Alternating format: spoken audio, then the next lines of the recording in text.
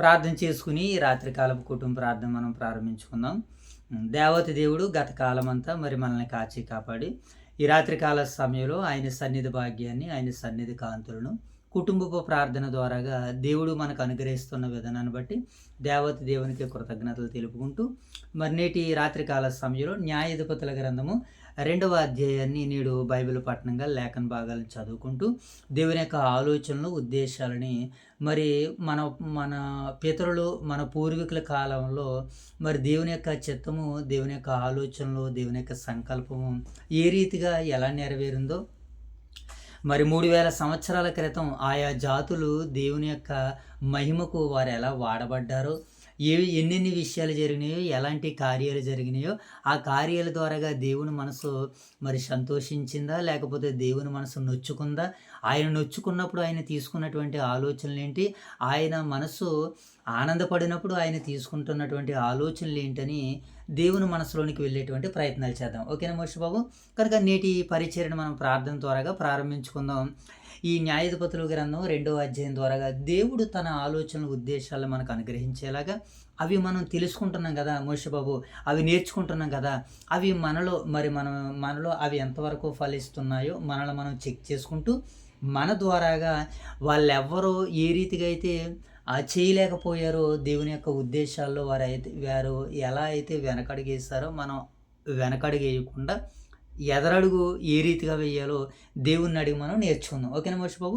ప్రార్థనతో నేటి పరిచర్యను మనం ప్రారంభించుకుందాం. మోషి బాబు ప్రార్థన. మహాగణుడు ఆయన మహోడసుడు మా ప్రియ పర్లకు తండ్రి, మీ ఘనమైన అందమైన శ్రేష్టమైన నామానికి వేలాది శుద్ధులు తద్దని ఉదయకాల ఈ రాత్రికాల సమయం తండ్రి, నా ఎదుబద్దుల గ్రంథం తండ్రి 2వ అధ్యాయాన్ని చదువుతున్నాము. ఒక సంవత్సరం తండ్రి జ్ఞానం తండ్రి, నేడు కాల సమయం తండ్రి నా ఎదుబద్దుల గ్రంథం తండ్రి మొదటి అధ్యాయం చదువుకున్నాం తండ్రి.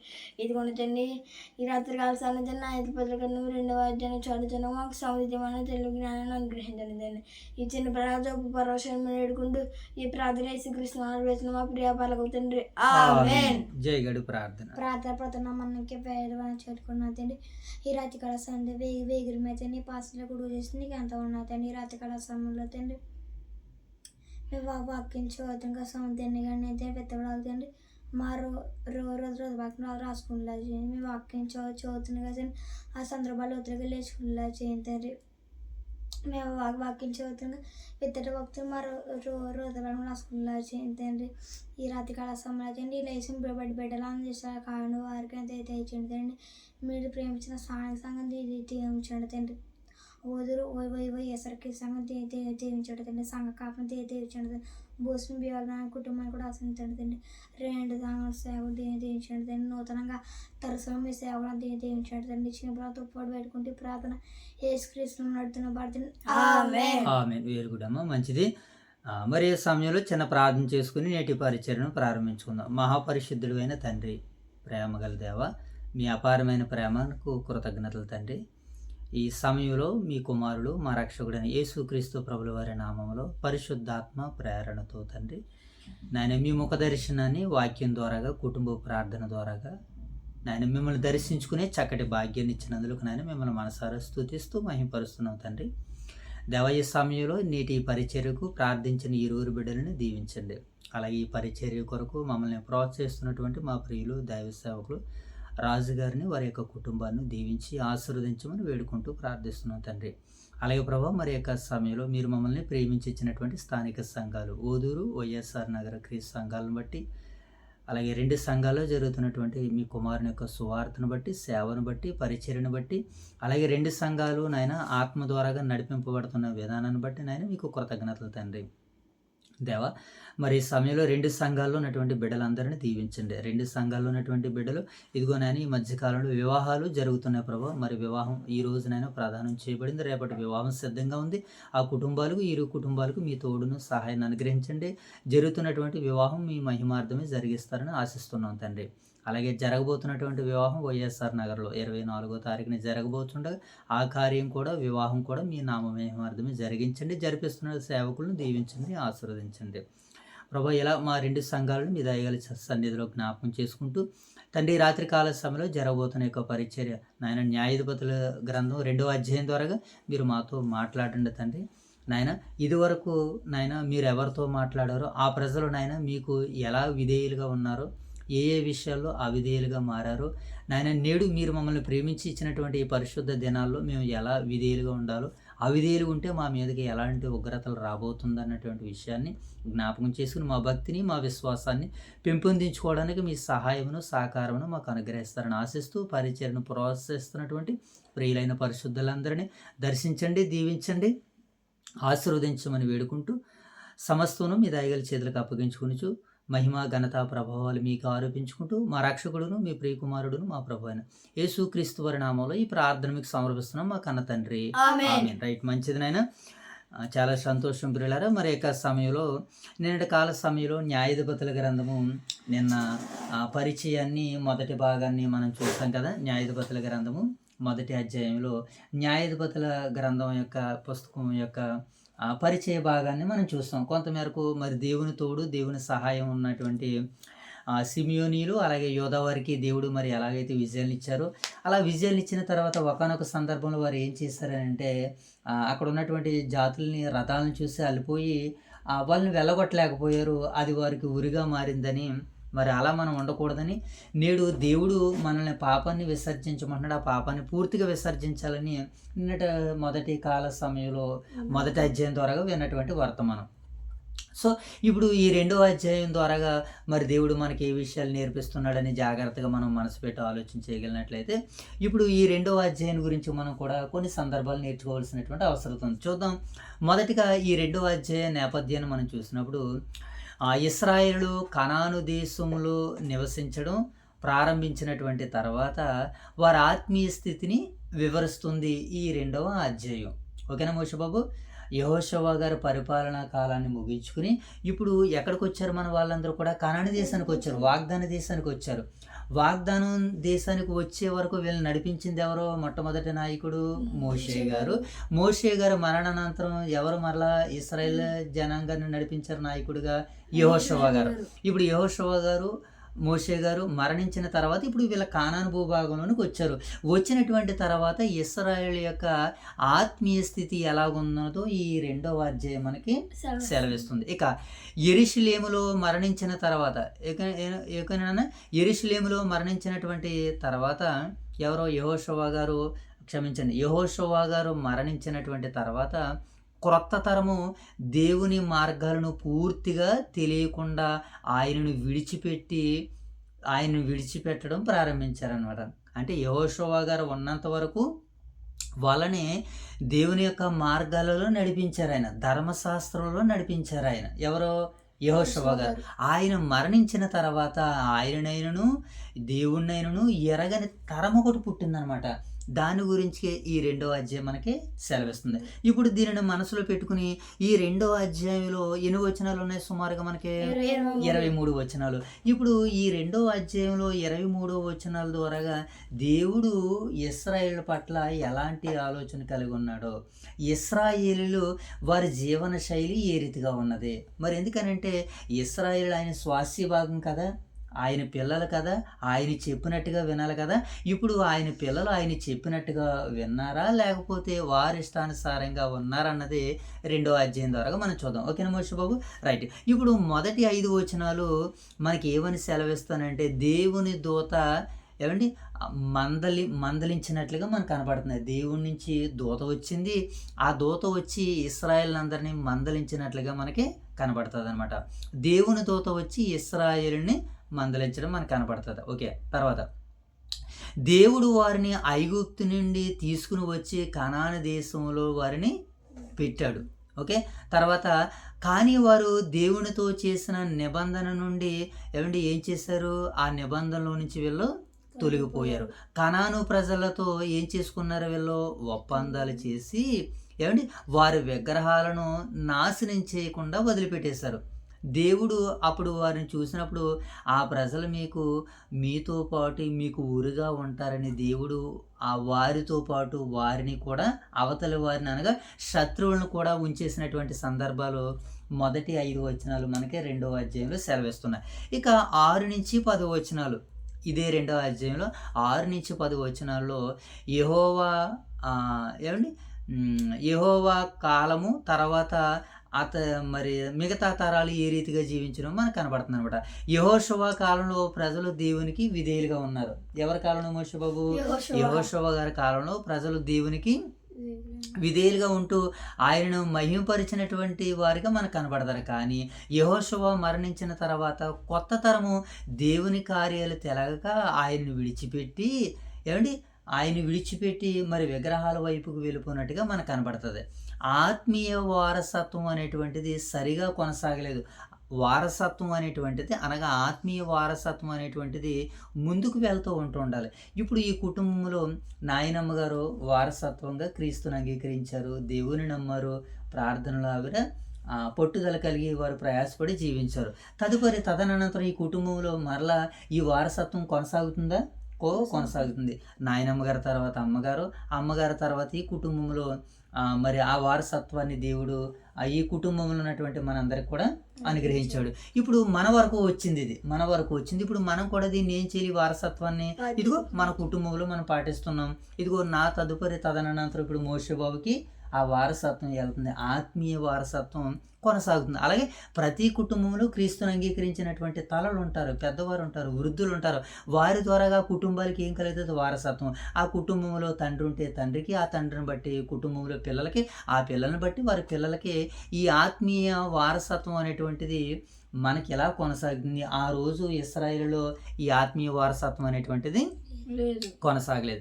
ఇక దీంట్లోనే మనం 3వ భాగాన్ని చూసినప్పుడు 11 నుంచి 19 వచనాలు మనకి ఏం సెలవిస్తున్నాయంటే ఇశ్రాయేలుల తిరుగుబాటు మరియు ఇశ్రాయేలుకు వచ్చినటువంటి శిక్ష మనకి ఇక్కడ ఈ వచనాలు సెలవిస్తుంటాయి.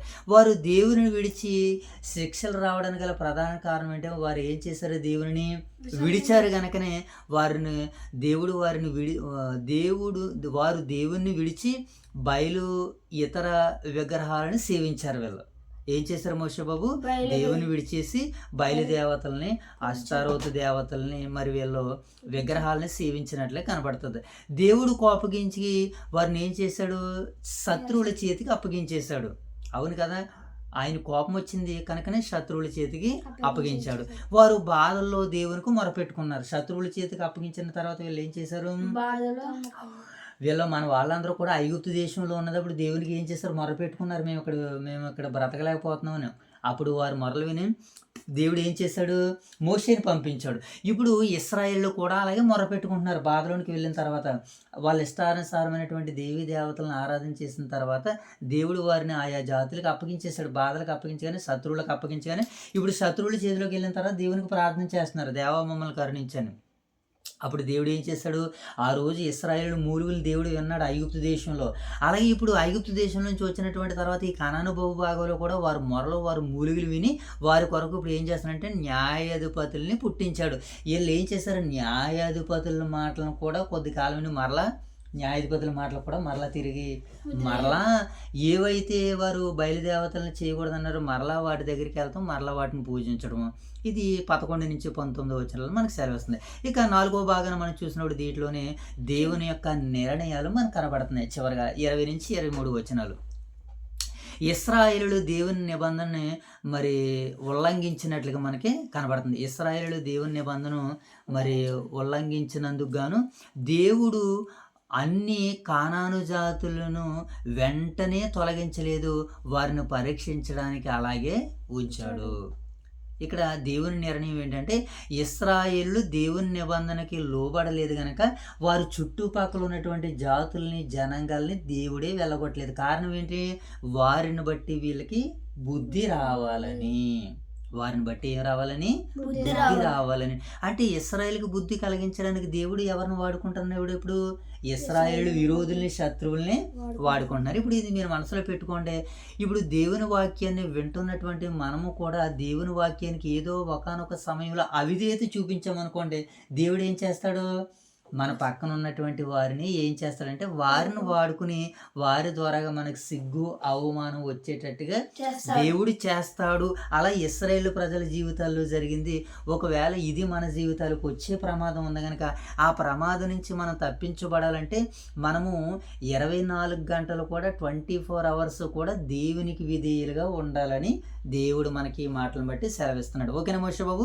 ఇది ఈ అధ్యాయ 2వ అధ్యాయంలో రాయబడినటువంటి సందర్భాల వెనకాల ఉన్నటువంటి సారాంశం. ఓకే, ఇక ఈ ముగింపుగా ఈ 2వ అధ్యాయం మనకి ఏం సెలవిస్తుందని జాగ్రత్తగా మనము ఈ 2వ అధ్యాయాన్ని పరిశీలిస్తే దేవునికి విధేయత చాలా ముఖ్యం. మనం ఎంతసేపు దేని గురించి మాట్లాడుకున్నాం మోషే బాబు? ఒబిడియంట్లీ అనగా విధేయత చాలా ముఖ్యము దేవునికి.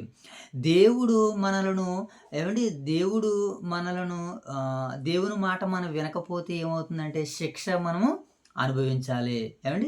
దేవుని మాట వినకపోతే మనం ఏం చేయాలని మోషే బాబు? శిక్ష అనుభవించాలి. ఆత్మీయ వారసత్వము అవసరము. పిల్లలకు దేవుని మాటలు నేర్పించకపోతే వారు దేవునిలో నుంచి తొలగిపోతారు. పాపము, శిక్ష, పశ్చాత్తాపము, రక్షణ చక్రముల ఈ అధ్యాయం మనకి ఆత్మీయ చక్రముల కనబడుతుంది అనమాట. ఓకేనా మోషే బాబు? ఇది పాపము, శిక్ష, పశ్చాత్తాపం, రక్షణ ఇది చక్రములా తిరుగుతూ ఉంటుంటుంది అనమాట. కనుక దేవుడు కృపగలవాడు. ప్రజలు తిరిగి ఆయన వద్దకు వస్తే ఆయన ఏం చేస్తాడంటే రక్షిస్తాడని చెబుతుంది ఈ 2వ అధ్యాయము. కనుక ఇప్పుడు ఇది టూకీగా 2వ అధ్యాయ నేపథ్యం మరియు సారాంశంగా అర్థం చేసుకుందాం. ఇప్పుడు ఈ 2వ అధ్యాయం నుంచి సందేశం ఏంటని జాగ్రత్తగా మనం మనసు పెట్టి ఆలోచించేద్దాం. మొదటి 5 వచనాలు మనకి ఏమన్నా చెప్పబడుతున్నాయని మనం చూసాము. ఒకసారి మనం లేఖన భాగాలను చదువుకుంటూ త్వరగా ముగించుకునే ప్రయత్నాలు చేద్దాం. ఓకేనా మోషే బాబు? రైట్. యెహోవా దూత గిల్గాలు నుండి బయలుదేరి బోకీమునకు వచ్చి ఎలాగూ సెలవిచ్చును, నేను మిమ్మల్ని ఐగుప్తులో నుండి రప్పించి.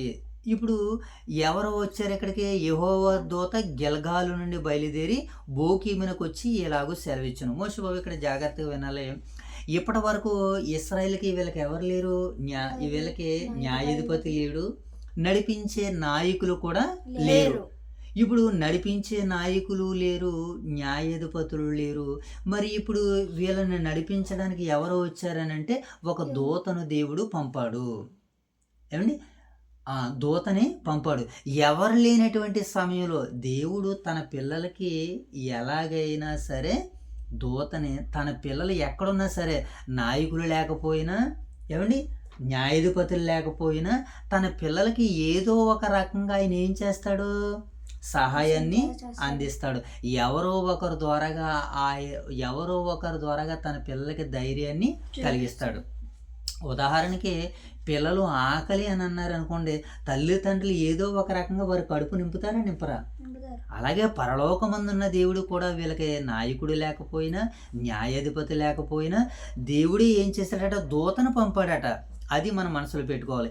ఇప్పుడు దూత బోకీమునకు వచ్చి, బోకీము అనగానే ఏడుపు, బోకీము అనగా ఏంటనైనా ఏడుపు అనేటువంటి మాట మనకి ప్రలాపించడంగా మనకు కనబడుతుంది. సరే, ఓకే.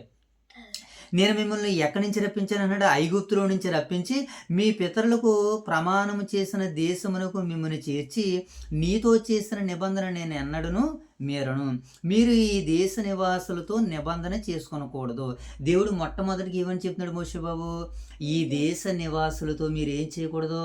నిబంధన చేసుకోకూడదు. వీళ్ళ నిబంధన ఎవరితో చేసుకోవాలి? వెరీ గుడ్, దేవునితోనే నిబంధన చేసుకోవాలి. ఎందుకనంటే దేవుడే ఈ దేశానికి ఇక్కడ రప్పించాడు కనుక. ఓకే, ఇప్పుడు వీళ్ళు ఎవరితో నిబంధన చేసుకోవాలి? దేవునితోనే నిబంధన చేసుకోవాలి. ఇప్పుడు మనం ఆలోచించేద్దాం. ఇప్పుడు ఈ భూమి మీదకి మనల్ని ఇక్కడికి రప్పించింది ఎవరో? దేవుడు. దేవుడేనే, లేకపోతే ఇంకా లోకంలో ఉన్నటువంటి వేరే వ్యక్తులు ఎవరన్నా? దేవుడే మనల్ని ఈ భూమి మీదకి రప్పించాడు కనుక ఇప్పుడు మన నిబంధన ఎవరితో చేసుకోవాలి? దేవునితో చేసుకోవాలి. రైట్. దేవునితో నువ్వు చేసుకుంటున్నావని చెప్పడానికి సూచనగా దేవుడు ఏం పెట్టాడంటే మన మధ్యలో స్థానిక సంఘాన్ని పెట్టాడు. ఈ స్థానిక సంఘం మనకి సూచనగా ఉన్నది.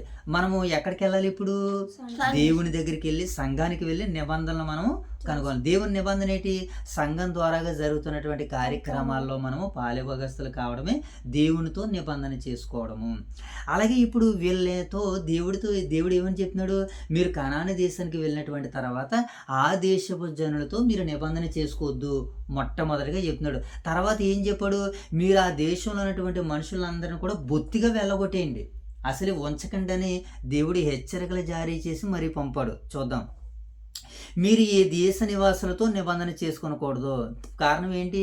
ఒక స్త్రీకి ఒక పురుషుడికి ప్రదానం చేయబడినటువంటి తర్వాత, నిబంధన జరిగిన తర్వాత ఈ పురుషుడు మరొక స్త్రీని చూడకూడదు, ఆ స్త్రీ మరొక పురుషుణ్ణి చూడకూడదు. అలాగే ఇప్పుడు మనము కూడా క్రీస్తుకి ప్రదానం చేయబడ్డాం సంఘం ద్వారాగా. ఇప్పుడు మరొకరితో మనం నిబంధన చేసుకోకూడదు. ఇక్కడ క్రీస్తుతో నిబంధన జరిగిందని అంటే మనం ఆలోచన చేయగలిగినట్లయితే క్రీస్తుతో మనకి నిబంధన జరిగింది. ఇక లోకంతో ఎవరితో మనం నిబంధన చేసుకోకూడదు. ఇప్పుడు ఉదాహరణకి మన గృహంలో పెళ్లి జరుగుతుంది, ఫంక్షన్ జరుగుతుంది, కార్యక్రమం జరుగుతుంది, గృహం కట్టుకుంటున్నాం, గృహంలోకి దిగుతున్నాం. మనం ఇప్పుడు ఎవరితో నిబంధన చేయాలి? సంఘ సేవకులతో నిబంధన చేసి మా ఇంటికి ప్రార్థన ఇప్పుడు పెట్టుకోమంటారండి, మా ఇంట్లో మా కుమారుడికి వివాహం జరుగుతుంది, మా కుమారుడికి వివాహం ఎప్పుడు చేయమంటారండి అని నువ్వు నిబంధన ఎవరితో చేయాలి? సేవకునితో, దేవుని సంఘంతో నిబంధన చేయాలి. కానీ ఈరోజు మన వాళ్ళు ఏం చేస్తున్నారు? బయట వాళ్ళతో నిబంధన చేసుకుని ఆ నిబంధన మన దగ్గరకు వచ్చి నెరవేర్చమంటున్నారు. ఎంత ఇబ్బందికరమైనటువంటి విషయమో మనం చూడాలి. కనుక ఇప్పుడు సంఘంలో సేవకులు పౌరుషం కలిగి, రోషం కలిగి, దేవుని కొరకు చక్కగా ఉంటున్నప్పుడు ఆ మార్గాల్లో మనం ముందుకు నడుచుకుంటూ వెళ్ళాలి. అందుకని దేవుడు ఇక్కడ ఏమని చెప్తున్నాడు? మీరు ఈ దేశ నివాసులతో నిబంధన చేసుకోకూడదు. వారి బలిపీఠాలు ఏం చేయరట? మోషే బాబు చూడు అక్కడ వచ్చినని, వారి బలిపీఠాలు జైతేలు చూడమ్మా, 2వ అధ్యాయము 2వ వచనం చదువుదాం. 2వ వచనం. మీరు ఈ దేశ నివాసులతో నిబంధన చేసుకోకూడదు, వారి బలిపీఠంలో విరగొట్టవలనని ఆజ్ఞాపించేదని కానీ మీరు నా మాట వినలేదు. మీరు చేసినది ఎట్టిది? కావున నేను మీ ఎదుట నుండి ఈ దేశ నివాసులను వెళ్ళగొట్టను, వారు మీ పక్కలను శూలాలుగాను, ఇంకేటట మీ ప్రక్కల ఎలా ఉంటారట? వారు మీ ప్రక్కలకు శూలములుగా ఉందురు, వారి దేవతలు మీకు ఎలా ఉంటాయట? ఊరిగా ఉంటారు. వారి దేవతలేమో ఊరిగా ఉంటారు, వారేమో మీ శత్రువులేమో ఎలా ఉంటారు? పక్కన శూలాల్లాగా, బల్లెల్లాగా, ఉచ్చుల్లాగానంటే అంటే ఏంటి? బల్లెలాగా, ఉచ్చుల్లాగానంటే ప్రమాదంలోనికి మీరు వెళ్ళిపోతారు. కనుక వారిని మిమ్మల్ని ఉండనిచ్చేస్తాను. కనుక మీరే వారిని వెళ్ళగొడతారా లేకపోతే నన్ను ఉండమంటారని దేవుడు అడిగినప్పుడు వారు ఏం చేశారు? వెళ్ళగొట్టారా వారిని? సగం వెళ్ళగొట్టలేకపోయారు. మొత్తానికి మరికొంతమంది ఏం చేశారు?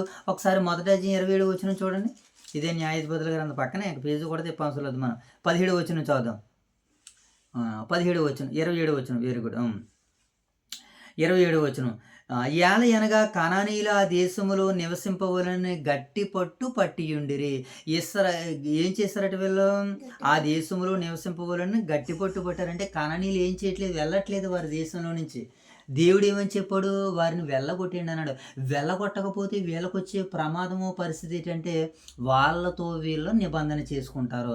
ఎప్పుడైతే నిబంధన చేసుకుంటారో వాళ్ళు దేవునిలోనికి రాలేరు. కారణం ఏంటి? లోకం వారిని అలాగా ప్రేరేపిస్తుంది. ఎక్కడ దాకేందుకు? లోతు రమ్మంటే వచ్చారేటి? తన అల్లుళ్ళు, తన పిల్లలు వచ్చారా? తన భార్య తిరిగిపోతుంది. కారణం ఏంటి? లోకం వారిని అలా ఆకర్షించుకుంటుంది. కనుక ఇప్పుడు దేవుడు చెప్పాడు మీరు ఆ ప్రజలతో నిబంధన చేసుకోకూడదని. చూద్దాం ఒకసారి నిర్గమకాండంలో దేవుడు ఏమంటున్నాడు?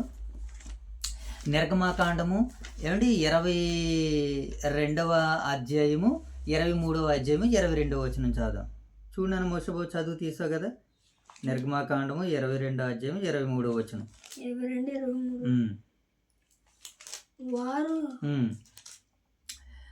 చదువు.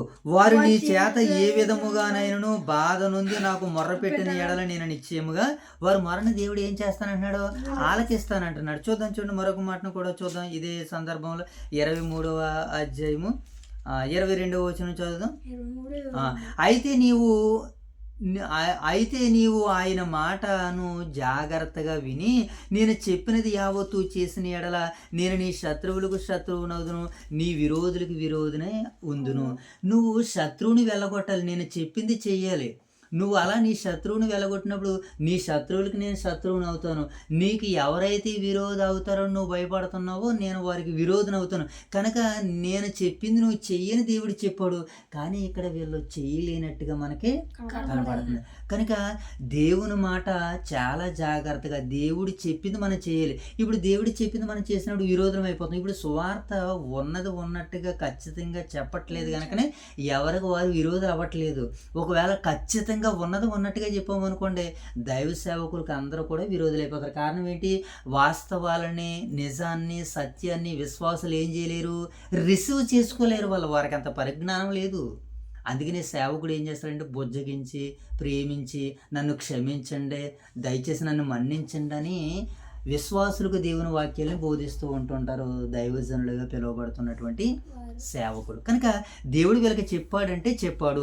ఇదే నిర్గమకాండము 34వ అధ్యాయము 12వ వచనాన్ని కూడా మనం చదువుతాం. పక్కన ఉన్నటువంటి నిర్గమకాండము 34వ అధ్యాయము 12వ వచనం. మోషే యెహోషువతో ఇట్లనెను, చూడుము ఈ ప్రజలను తోడుకుని ఏమండి పొమ్ము. నిర్గమకాండము 34వ అధ్యాయము 12వ వచనం చదువు. Very good. నీవు ఎక్కడికి వెళ్ళుచున్నావో ఆ దేశపు నివాసులతో నిబంధన చేసుకునకుండా జాగ్రత్త పడుము. ఒకవేళ అది నీకు ఊరవుతుంది, నువ్వేం చేయాలి? ఆ దేశపు వాసులతో నువ్వేం చేయకూడదట? నువ్వు ఎక్కడికి వెళ్ళుచున్నావో ఆ దేశపు నివాసులతో నిబంధన చేసుకోనకుండా జాగ్రత్త పడుము. ఒకవేళ ఆ దేశులతో నువ్వు వారితో నిబంధన చేసుకున్నావు అనుకో, ఒకవేళ అది నీకేమవుతుందట? ఊరవుతుంది. నిన్ను నమ్మించి మోసం చేయొచ్చు, నిన్ను చంపేయచ్చు, నీ దగ్గర ఉన్నది దోచుకోవచ్చు. కనుక నువ్వు ఆ దేశ నివాసులతో ఏం చేయకూడదు? సహవాసం చేయకూడదు, నిబంధన చేయకూడదు. ఒకవేళ సహవాసం చేసినా, నిబంధన చేసినా నీకు ఊరవుతుంది. ఈరోజు అలాగా ఎంతోమంది మనుషులు నమ్మించి ప్రమాదాల్లోనికి నెట్టివేయట్లేదా? కనుక అలా ఉండొద్దని దేవుడు ముందుగానే చెప్పాడంటే ముందుగానే చెప్పాడు. ఇంకా మనం ద్వితీయోపదేశకాండము, ఇదే నిర్గమకాండము 22వ అధ్యాయము 33వ వచనం చదవమనైనా చదివేస్తామా? 23వ అధ్యాయం 33వ వచనం. 23వ అధ్యాయం ఒకసారి మనం చదివేస్తాం. 33వ వచనం ఇందాక మనం ఓకే చదివైతాను. వారు నీ చేత నాకు విరోధముగా పాపం చేయకుండాట్లు వారి నీ దేశంలో నివసింపకూడదు. చూడండి, వారి నీ చేత నాకు విరోధముగా పాపము చేయకుండాట్లు వారి నీ దేశంలో ఏం చేయకూడదట? నివసించనీయకూడదు. కనుకనే ఇప్పుడు నువ్వేం చేయాలి? వాళ్ళందరినీ వెళ్ళగొట్టేయాలి అని దేవుడు చెప్పాడు. వీళ్ళు ఏం చేశారు? వాళ్ళందరినీ అలాగే ఉంచేశారు. అందుకని వీళ్ళకి ఏమొచ్చేసారు? వీళ్ళు శత్రువులు అయిపోయారు. వీళ్ళు ఎలాగైపోయారు మోషే బాబు? శత్రువులు అయిపోయారు. చూద్దాం ఒక మంచి మాట. ఇదే ద్వితీయోపదేశకాండము ఒకసారి మనము చూడమ్మా, ఒకసారి పట్టుకో చెప్దాం. ద్వితీయోపదేశకాండము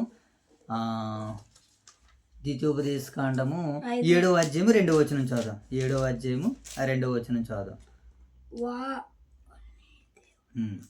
నీ దేవుడని యెహోవానా. Very good. నీ దేవుడని యెహోవా వారిని నీకు అప్పగించినప్పుడు నీవు వారిని హతము దేవుడు వారికి అప్పగిస్తే ఏం చేయాలట? వారి నువ్వు హతము చేయవలను, వారిని నిర్మూలన చేయవలను, వారితో నిబంధన చేసుకోనకూడదు, వారిని కనికరించకూడదు. దేవుడు ఏమని చెప్తున్నాడు? వారిని కనికరించొద్దు. కారణం ఏంటంటే వారి హృదయాలు దేవునికి తెలుసు. దేవుడిది మనం చెప్పింది చేయాలంటే, అమ్మో వీళ్ళు సన్నగా ఉన్నారు, అమ్మో వీళ్ళు తక్కువగా ఉన్నారు అనుకుంటే సన్నగా ఉన్నవాడే వచ్చి మనల్ని ఏం చేస్తాడు? వెన్నుపోటు పొడిసే ప్రమాదం ఉంది. కనుక నువ్వు వారి విషయంలో కనికరించవద్దు. దేవుడు షౌలు రాజు కూడా అలాగే చెప్పాడు. అమాలేకుల విషయంలో నువ్వు కనికరించొద్దు, వాళ్ళని భూమి మీద లేకుండా చేసేయని చెప్పాడు దేవుడు. ఇతను ఏం చేశాడు? కొన్నింటిని తెచ్చి కొంతమందిని ఉంచి దేవుని ఆజ్ఞని మీరాడు. ఇక్కడ దేవుని ఆజ్ఞకి మీరితే మనకు కూడా ఏమవుతుంది అంటే శత్రువులు వీళ్ళ పక్కనే ఉంటారు. శత్రువు మన పక్కనే ఉన్నాడు అనుకోండి, మనకి ఎలా ఉంటుంది? శాంతి ఉంటుందా? మనశ్శాంతి ఉంటుందా? ఉండదు. వాడు ఏం చేస్తున్నాడు, నేనేం చెయ్యాలి, అంతే కదా. ఈరోజు మనుషుల యొక్క సైకాలజీ అలా మారిపోయింది. అందుకనే వీళ్ళని దేవుడు ఏం చేస్తున్నాడు? పక్కన ఉచ్చులుగా బల్లాలుగా కణానీల్ని పెడేస్తానన్నాడు. ఏమండి, వాళ్ళ వలన వీళ్ళకి బాధలు కలిగితే, వారి దేవీ దేవతల వలన ఏం కలిగితే? ఉచ్చులు కలిగితే, ప్రమాదాలు కలిగితాయని వీరికి దేవుడు ముందుగానే హెచ్చరిక జారీ చేశాడు. ఒకసారి మనం యెహోషువ గ్రంథము 23వ అధ్యాయము 23వ అధ్యాయము 12-13 వచనాలు మనం చదువుదాం. యెహోషువ గ్రంథము 23వ అధ్యాయము 12, 13 వచనాలు చదువుదాం. తీసావా? మీ దేవుడైన యెహోవా మీ ఎదుట నుండి ఈ జనాలను వెళ్ళగొట్టుట మానును. మీ దేవుడైన యెహోవా మీకు ఇచ్చుచున్న ఈ మంచి దేశంలో ఉండకుండా మీరు నశించే వరకు వారు మీకు ఉరుగాను బోనుగాను మీ పక్కల మీద కొరడాలుగాను మీ కన్నుల్లో ముళ్ళుగాను ఉందురు. కారణం ఏంటి? వీళ్ళకి ఒకసారి జైతేళ్ళు ఏంటంటే వీళ్ళకి శిక్షలు ఎలా వస్తాయి అంటున్నాడంటే, దేవుని మాట వినకపోతే తన పక్కన ఉన్నటువంటి వారి ద్వారాగానే శిక్షలు ఇస్తానంటున్నాడు. ఇప్పుడు దేవుడు ఎక్కడెక్కడి నుంచో కాదు, పక్క వారి నుంచే నువ్వు వదిలేసినటువంటి వారిని నీ మీదకి శత్రువులుగా నేను చేస్తాను. కారణం ఏంటి?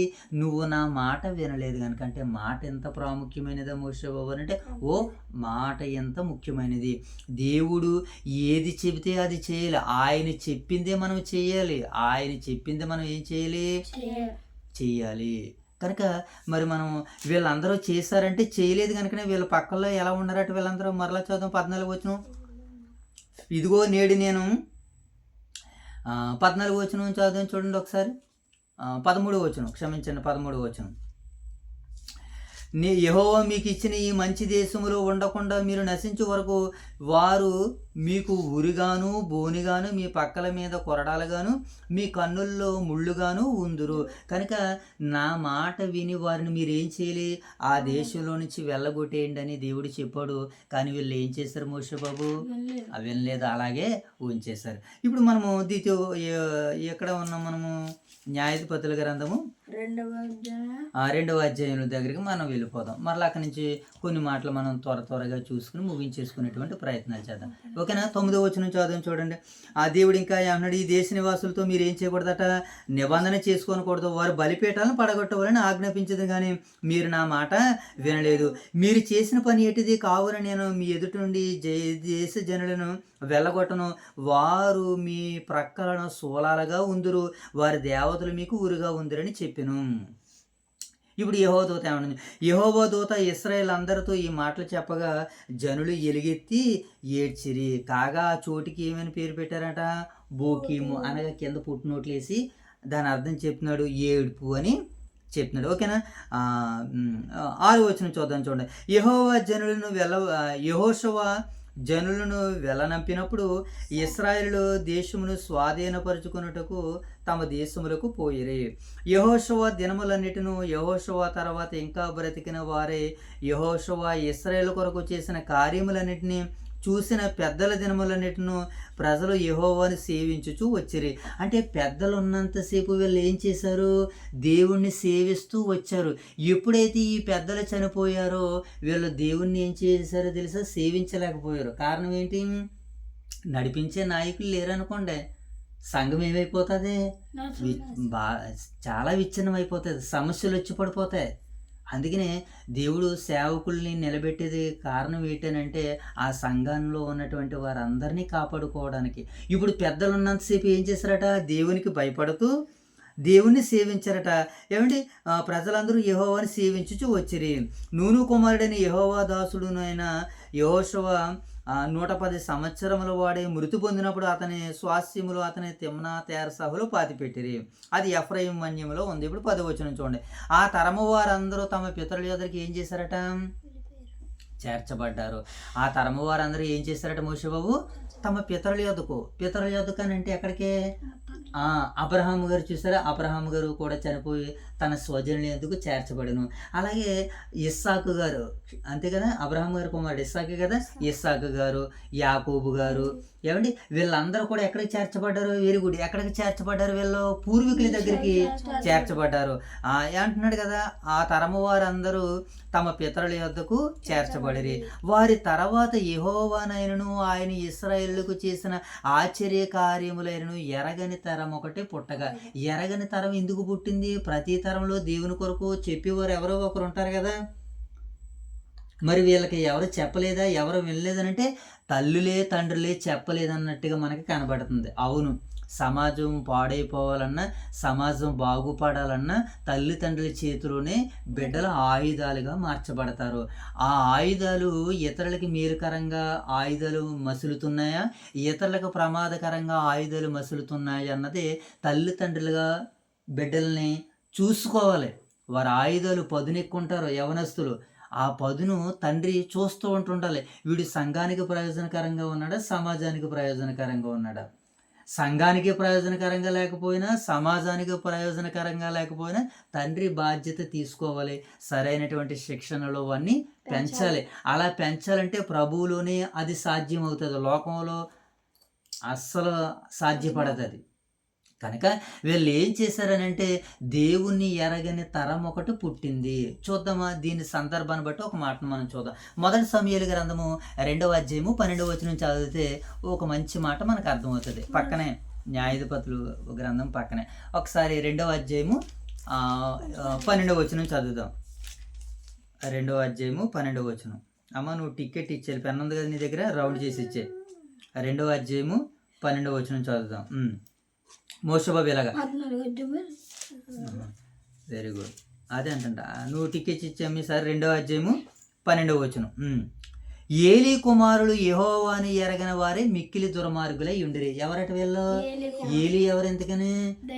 దైవజనుడు. వెరీ వెరీ గుడ్ మోషబాబు. ఏనంటే దైవజనుడు అయినటువంటి ఏలీ గారు కుమారులు ఎవరంటే ఏలీ గారా? ఏలీ కుమారులు యెహోవాను ఎరగని వారే మిక్కిలి దుర్మార్గులైరి. వీళ్ళెవరట? యెహోవాను ఎరగని వారే. ఏమండి మరి ఏలీ ఎవరు? దైవజనుడు కదా, దేవుని ప్రవక్త కదా, ఒక మాటలో చెప్పాలంటే దేవుని సేవకుడు కదా, యాజకుడు కదా. మరి ఆయన పిల్లలు ఏలీ గారి పిల్లలే దేవుణ్ణి ఎరగని వారే మిక్కిలి దుర్మార్గులుగా ఉన్నారంటే ఇక మిగతా వాళ్ళ పరిస్థితి ఏంటి అంటే ఇప్పుడు ఇశ్రాయేలు పరిస్థితి కూడా ఎలా ఉందనంటే దేవుడంటే తెలుసు కానీ ఆయన కార్యాలని క్రియారూపంలో చేయడం లేదు. ఇప్పుడు ఏలీ కుమారులు కూడా దేవుడంటే ఎవరో తెలుసు, ఎరగని వారై ఉన్నారంటే వాళ్ళ కార్యాల వలన ఎరగని వారిగా ఉన్నారని అర్థం చేసుకోవాలి. ఓకేనా? ఒక్కసారి మరలా ఇక్కడికి వద్దాం. ఈ సందర్భం మనకు బాగా అర్థం కావడానికి, ఈ సందర్భం దగ్గర రావడానికి ఒకసారి తీతు పత్రిక వెళ్దాం. చూడండి తీతు పత్రికలో ఒక మంచి మాట ఉంటుంది. తీతు పత్రిక మొదటి అధ్యాయము 16వ వచనం చూద్దాం. తీతు పత్రిక ఇందాక సమూయేలు గ్రంథం తీసావు కదా, అది అక్కడ పెట్టుకో. ఓకే, తీతు పత్రిక మొదటి అధ్యాయము 16వ వచనం చూడము ఒకసారి. తీశారు కదా మీరు? తీతు పత్రిక మొదటి అధ్యాయము 16వ వచనం చూద్దాం. తిమోతి పక్కన ఉంటుంది. తీతు పత్రిక మొదటి అధ్యాయము 16వ వచనం. Very good. దేవుని ఎరుగుదమని వారు చెప్పుకొందురు గాని ఏమండి అసహ్య కార్యములను అవిధేయులను అసహ్య కార్యములను అవిధేయులను ప్రతి సత్కార్య విషయమే భ్రష్టులనై ఉండి తమ క్రియల వలన ఆయనను ఎరగమన్నట్టున్నారు. అంటే ఇప్పుడు ఏలీ కుమారులు మిక్కిలి దుర్మార్గులయ్యారంటే దేవుని ఎరగని వారిగా ఉన్నారంటే దేవుడు చెప్పింది పక్కన పెట్టి వీళ్ళ చిత్తాన్ని ప్రవేశపెట్టారు. అది దేవుని ఎరగకపోవడం అంటే. ఓకేనా? ఇశ్రాయేలు దేవుని ఎరగని తరం ఒకటి పుట్టిందనంటే దేవుని ధర్మశాస్త్రం చెబుతున్న ఆ ధర్మశాస్త్రాన్ని పాటించలేని పిల్లలుగా, ఆ ధర్మశాస్త్రాన్ని చెప్పేటువంటి తల్లులకి సామర్థ్యం లేనటువంటి వారిగా ఉన్నారు. కనుకనే యెహోవా ఎరగని తరం ఒకటి పుట్టింది. దేవుని ఎరగని తరం ఎందుకు పుడుతుందండి? ప్రతి తరములోనూ ఆయన కొరకు బ్రతికే మహనీయులు ఉన్నారు, ప్రతి తరంలోనూ కూడా. కానీ ఇక్కడికి వచ్చేసరికి ఎలా మారిపోయిందంటే దేవుని ఎరగనిది అంటే ఏలీ గారి కుమారులు దేవుణ్ణి ఎరగకపోవడం అంటే వారి క్రియల వలన దేవుణ్ణి ఎరగమన్నట్టుగా ఉన్నారు. ఇక్కడ తీతు పత్రిక దగ్గరకు వస్తే ఏమని చెప్తుంది చూద్దాం మరొకసారి. 16వ వచనం. దేవుని ఎరుగుదమని ఎరగమని కాదు, దేవుణ్ణి ఎరుగుదమని వారు చెప్పుకొందురు గాని అసహ్యులను అవిధేయులను ప్రతి సత్కార్య విషయమే భ్రష్టులనై ఉండి తమ క్రియల వలన ఆయనను ఎరగమన్నట్టున్నారు. దేవుడంటే తెలుసు కానీ వీళ్ళ కార్యాలు ఏంటి? ఏమండి ఏం కార్యాలు చేశారట వీళ్ళు? అక్కడ అంటున్నాడు కదా, ఏ కార్యాలు చేశారట వాళ్ళు? సత్కార్యాలకు బదులు ప్రతి సత్కార్య విషయమే భ్రష్టులమై ఉండి తమ క్రియల వలన ఆయనని ఎరగమంట. తమ క్రియల వలన అనగా ఏంటి? Very good. ఇప్పుడు విశ్రాంతి దినాన్ని ఏం చేయాలంటే అందరు కలిసి ఆరాధన చేయాలి. కానీ ఒకడు ఏం చేస్తున్నాడు? పొలలు ఏరుకుంటున్నాడట. అంటే అతని క్రియల వలన అతను ఏం చేశాడు? విశ్రాంతి దినాన్ని తెలుసుకోలేకపోయాడు. తన క్రియ ఏంటి? పొలలు ఏరుకుంటున్నాడు. పొలలో ఆరాధన అయిపోయిన తర్వాత తీరుకోలేడు అతను. అంటే దేవుణ్ణి ఎరగని వారై ఉన్నారు అని అంటున్నాడు. అలాగే ఏలీ కుమారులు కూడా ఎలా ఉన్నారు? దేవుడు ఆజ్ఞాపించాడు, ధర్మశాస్త్ర ప్రజల్ని ఇశ్రాయేలు ప్రజలకు బోధించండి బాబు అని. కానీ వీళ్ళ ధర్మశాస్త్రాన్ని పక్కన పెట్టి వీళ్ళ మానవ శాస్త్రాన్ని ఇశ్రాయేలు ప్రజల మీద రుద్దడం ప్రారంభించారు. దేవుని సత్కార్యాలు చేయవలసింది పోయి సొంత కార్యాలు చేసి శాపగ్రస్తులు అయిపోయారు ఏలీ కుమారులు ఇద్దరు కూడా. ఇప్పుడు నేడు దేవుని ఎరుగుదమని చెప్పుకుందరు, కానీ కొంతమంది ఏం చేస్తారట? అసహ్యకార్యాలు, అవిధేయులు. ఇప్పుడు సంఘంలో కార్యక్రమాలు జరుగుతూ ఉంటుంటాయి, ప్రతి సత్కార్య విషయమే భ్రష్టులు అయిపోతారు కొంతమంది. అంటే దేవుని ఎరగని వారు ఈరోజు సంఘంలో ఉన్నారని అంటే, కుటుంబాల్లో ఉన్నారంటే, ఓ ఉన్నారు, నువ్వు వెళ్ళు, నేను ఇంటికాడ ఉంటాను, ఓ నువ్వు వెళ్ళు, నేను ఇంటి దగ్గర ఉంటానంటే ఒకరు వెళ్తారట, ఒకరు ఇంటి దగ్గర ఉంటారట.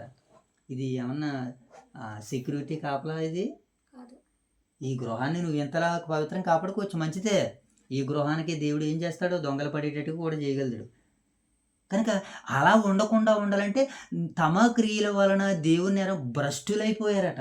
కనుక ఈరోజు సంఘం ద్వారాగా జరుగుతున్నటువంటి కార్యక్రమాన్ని బట్టి దేవుణ్ణి ఎరగని వారిగా ఉండకూడదు మనం. సంఘ కార్యక్రమం బెల్ల కొట్టిందంటే మన గుండెల్లో గంట మోగాలి. అమ్మ బాబోయ్ సమయం అవుతుందని మనం భయపడాలి, కంగారు పడాలి, త్వరగా వేగంగా. కనుక ఇక్కడ మనకి ఏమర్థం అవుతుందంటే, మోషేబాబు దేవుని ఎరగని తరం ఒకటి పుట్టిందని అంటే, దేవుని ఎలా ఎరుగుతలేదంటే ఆయన ధర్మశాస్త్రం వింటున్నారు, చదువుతున్నారు, కానీ దాన్ని పాటించట్లేదు, గ్రహించట్లేదు. కనుక ఈరోజు కూడా మన వాళ్ళు కూడా ఎలా ఉన్నారంటే, ప్రతి సత్కార్యానికి ఎవరైతే అవిధేయులుగా ఉంటారో వాళ్ళు దేవుని ఎరగని వారు అని అర్థము చేసుకోవాలి. వాస్తవానికి వారి దేవుడికి తెలుసు అంటే, ఓ ఎందుకు తెలియదు, బాప్తిసం తీసుకున్నారు, తెలదా మరి వాళ్ళకే. కానీ కొన్ని కార్యాలు సంఘం ద్వారా జరుగుతున్న వాటికి మనం రాలేదనుకోండి, మనం ఎవరు అన్నమాట? ఇప్పుడు దేవుని ఎరగని తరము ఎవరో కాదు, మనమే. కనుక దేవుడు ఏమని చెప్తున్నాడు అంటే, ఇప్పుడు సమూయేలు గ్రంథం దగ్గరికి వెళ్దాం చూడండి. ఏలీ కుమారులు ఆ మాట చదివేసి మనం ముందుకు వెళ్ళిపోదాం. 12వ వచనం, ఏలీ కుమారులు యెహోవాని ఎరగని వారి మిక్కిలి దుర్మార్గులై ఉండిరి. యెహోవాని ఎలా ఎరగలేదు వీళ్ళు? దేవుడు చెప్పింది చేయకుండా వీళ్ళ సొంత చిత్తాన్ని చెప్పింది చేసి శాపగ్రస్తులు అయిపోయారా నాయన, ఇదిరా బాబు అని దేవుడు మాట్లాడుతున్నాడు. కనుక మరి దేవుని యొక్క ధర్మం ఏంటి, అందుకని దేవుడు ఏమని చెబుతున్నాడు అనే జాగ్రత్తగా మనం ఆలోచన చేస్తే కొన్ని విషయాలు మనకి అర్థమవుతాయి. చూద్దాం ఆ మాటలను ఒకసారి. దేవుడు ఆ మాటలందరినీ తన పిల్లలకి చెప్పాలని చెప్తున్నాడు. ఒకసారి ఇదే భాగాన్ని 3వ అధ్యాయము ఒకసారి 7వ వచనం చదువుదాం చూడండి. ఇక్కడే నాయన మోషేబాబు, ఇదే సమూయేలు గ్రంథం 3వ అధ్యాయము 7వ వచనం చదువుదాం. సమూయేలు అప్పటికి యెహోవాను ఎరగకుండెను, యెహోవా వాక్కు అతనికి ఇంకా ప్రత్యక్షం కాలేదు. సమూయేలుకి ఏం చేయలేదట మోషేబాబు? యెహోవా వాక్కు అప్పటికి ఇంకా ప్రత్యక్షం కాలేదు. ఎందుకంటే అప్పుడు ఇంకా బాల్యుడుగా ఉన్నాడు. యెహోవా వాక్కు అతనికి ఏం కాలేదట? ప్రత్యక్షం కాలేదు. కనుకనే యెహోవాను ఎరగకున్నాడు. ఎవరైనా? సమూయేలు గారు. మరి యెహోవా వాక్కు వీళ్ళకి వెళ్ళిందా? ఏలీ గారి పిల్లలకే బ్రహ్మాండంగా వెళ్ళింది, ఏలీ గారి కుమారులకి. కానీ వాళ్ళు ఏం చేస్తున్నారు? దేవుణ్ణి ఎరగమన్నట్టుగా ఉన్నారు. అంటే దాన్ని పక్కన పెట్టేశారు. దేవుని వాక్కు ఏలీ కుమారులకు ప్రత్యక్షమయ్యింది, కానీ వాళ్ళు ఏం చేయలేకపోయారు, దాన్ని తెలుసుకోలేకపోయారు. అందుకనే దేవుణ్ణి ఎరగమన్నట్టుగా ఉన్నారు. నేడు మనము కూడా అలా ఉండకూడదు సుమా, చాలా జాగ్రత్తగా ఉండాలి. నువ్వు కూడా దేవుణ్ణి ఎరగనని చెబుతున్నావు, అది నీకు తెలియట్లేదు. నువ్వు దేవుణ్ణి ఎరగనని ఎలా చెబుతున్నావు తెలుసా? ఆదివారం ఆరాధనకు రాలేదు. ఏంటి అప్పుడు? నాకు దేవుడు అంటే ఎవరో తెలదని నువ్వు సమాజానికి చెప్తున్నావు. ఆటోమేటిక్గా దేవుణ్ణి ఎరగని వారు అని అంటే అర్థం ఏంటి? నువ్వు రావట్లేదు. పోన్లే, ఒక్కసారి ఏదో వచ్చింది, దేవుడు క్షమిస్తాడు. రెండోసారి ఏమైంది? రెండోసారి కూడా ప్రమాదంలో ఉన్నావు, దేవుడు ఒకే క్షమిస్తాడు. 3వ అవకాశాన్ని కూడా ఇచ్చాడు. ఇప్పుడు 3వ అవకాశాన్ని కూడా నువ్వు వినియోగించుకోవడం లేదంటే దేవుడు అంటే నాకు ఎవరో తెలదని నీకు నువ్వే ఒప్పుకుంటున్నావు. కనుక ఈ విషయాల్లో దేవుడు లెక్క అడుగుతాడు సుమా, జాగ్రత్తగా ఉందాం, ఓకేనా? కనుక దేవుణ్ణి ఎరగని తరం ఒకటి ఎందుకు వచ్చిందంటే మోషేబాబు, తమ తల్లిదండ్రుల పిల్లలకి చెప్పకపోవడమే. ధర్మశాస్త్రం ఇచ్చిన ఆజ్ఞ తెలుసా? నీ ఎంట కూర్చున్నప్పుడును, లేచినప్పుడును, త్రోవను వెళ్ళినప్పుడును, పండుకున్నప్పుడును ఈ మాటల గురించి నీ పిల్లలకు నువ్వు చెప్పాలి నాయనని ధర్మశాస్త్ర గ్రంథంలో ఎన్నో మాటలు రాయించాడు పరలోకమందున్న కన్న తండ్రి. ఒక మాట చూద్దాము అనే సందర్భాన్ని బట్టి. 4వ అధ్యాయము 9వ వచనం చదువు. ద్వితీయోపదేశకాండము 4వ అధ్యాయము ఏమండి ఎన్నో వచనము? 9, 10 వచనాలు చదువుదాం. అక్కడ ఏమని రాయబడిందో ద్వితీయోపదేశకాండము నేను తీసాను. 4వ అధ్యాయము ఎన్నో వచనం అనుకుంటున్నాం మనము? 9-10 వచనాలు చదువుకుందాం. మోషే బాబు 4వ అధ్యాయము 9-10 వచనాలు చదువుకుందాం. అయితే నీవు ఉమ్. జాగ్రత్త అయితే నీవు జాగ్రత్త పడము, నీవు కన్నులారా చూసిన వాటిని మరవకుండునట్లును, అవి నీ జీవితకాలం అంతా నీ హృదయముల నుండి తొలగిపోకుండానట్లును నీ మనస్సును బహు జాగ్రత్తగా కాపాడుకో. నీ మనసును ఎలా జాగ్రత్తగా కాపాడుకుంటావు అంటే నీ మాటలనే నీ పిల్లలకు చెబుతూ ఉంటే నీ మనసును ఏం చేసుకోవాలి? ఇప్పుడు జాగ్రత్తగాను కాపాడుకుంటావు. ఏం చేయాలట? నీ కుమారులకును నీ కుమారుల కుమారులకును వాటిని నేర్పి. ఏం చేయాలట? నీవు నీ కుమారులకు నేర్పాలే. అలా నేర్పితే దేవుడు అంటే ఏంటో నీ బిడ్డలు ఎరుగుతారు, తెలుసుకుంటారు, దేవుని కొరకు బ్రతుకుతారని దేవుడు చెప్పిన మన పూర్వీకులు మన పితరులు ఈ విషయాలు ఏమైపోయారు మోషే బాబు? పడిపోయారు. కనుక మీరు నేను పడిపోయే వారిగా ఉండకూడదు. పితరుల దగ్గర నుంచి బోధిస్తున్నాడు ఇప్పుడు మీకు నాకుని. ఏలీ కుమారుల దగ్గర నుంచి బోధిస్తున్నాడు నీకు నాకుని మోషే బాబు. కనుక ఇప్పుడు నువ్వు నేను ఏం చేయాలి? ఇప్పుడు నేర్చుకోవాలి. ఇప్పుడు మీకు పెళ్ళిళ్ళు అయిన తర్వాత మీ పిల్లలకే నేర్పాలి. మీరు ఇలా కొచ్చడి పెట్టి నేర్పుతున్నాను కదా మీకు, రేపు మీ పొద్దున్న మీ పిల్లలకి మోకాళ్ళు వేసి నేర్పించాలి మీరు. వాళ్ళు అలాగైతేనే దేవునికి బాగా లోబడతారు. ఎందుకనంటే నెక్స్ట్ జనరేషన్ ఇంకా చాలా రివర్స్గా ఉంటుంది. ఓకేనా? ఇక దేవుని మాటలు మనకి ఈ రీతిగా ఉన్నాయి. ఒకసారి కీర్తనల గ్రంథము 78వ అధ్యాయం 4వ వచనం చదువు. ఈ సందర్భాన్ని బట్టి కీర్తనల గ్రంథము 78వ అధ్యాయము 4వ వచనాన్ని చదువుదాం. తీసారా?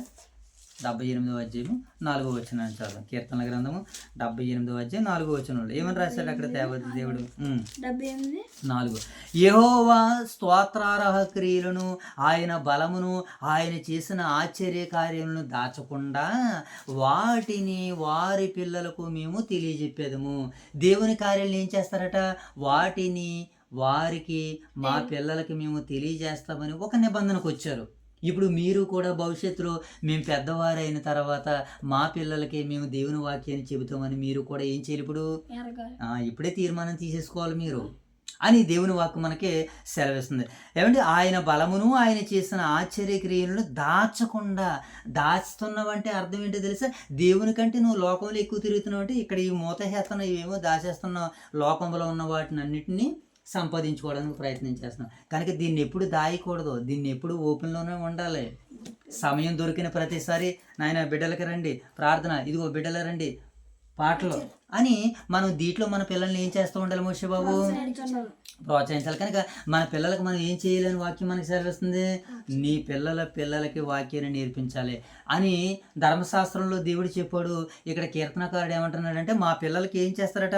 వాటిని వారి పిల్లలకు మేము చెప్పేస్తాము మా పిల్లలకి. అందుకని ఇప్పుడు సండే స్కూల్ తరగతులు కూడా ఈనాటికి కూడా దైవ సేవకులు వస్తున్నారంటే కారణం ఏంటి? ఆయన ఎవరో ఒకరికి అప్పగించి వెళ్ళవచ్చు, కానీ బాధ్యతను ఇప్పుడు ఇంకా ఆయన తీసుకుంటున్నాడు అంటే ఏంటి? ఆ రెస్పాన్సిబిలిటీ ఎందుకు ఆయన తీసుకుంటున్నాడు అంత రెస్పెక్ట్? కారణం ఏంటి తెలుసా? ఈ పిల్లలకి ఎలాగైనా సరే బాల్య దినాల నుంచి సృష్టికర్తనికి స్మరణకి ఇచ్చేయాలి వీళ్ళకి. వీళ్ళ బయట లోకంలో ఎలాగున్నా పర్వాలేదు, కానీ దేవుని సన్నిధికి వచ్చేటప్పటికి వీళ్ళకి విలువలు చిన్నప్పటి నుంచే పునాదులు వేసేయాలి.